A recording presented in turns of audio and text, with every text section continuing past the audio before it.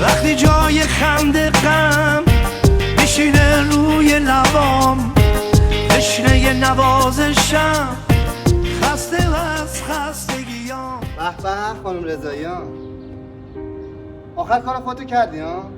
البته تقصیر تو نیست، تقصیر منه که هر چی کم و کس داشتی واسه جور کردم. این بود دستمزد کار من؟ واقعا که فکر نمی‌کردم همچه آدمی باشی. شما واقعا منو دوست داشتی؟ ها؟ دوستت داشتم؟ چی داری میگی؟ من اینجا مغازه دارم، رفتی از جای دیگه خرید کردی؟ سر این زندگیمو خراب کردی؟ واقعا آدم گاوی هستی. آره برو. اونم مثل من کارت میکشه به پول نقد بده؟ اونم مثل من میگه به خانواده سلام برسون؟ دیگه به من زنگ نزن. من فقط چند تا پنجشنبه بهت زنگ دادم همشون مهمون داشتم. دل که با دل غرق نشسته غم کدومه، دل که عاشق شد دیگه ماتم کدومه.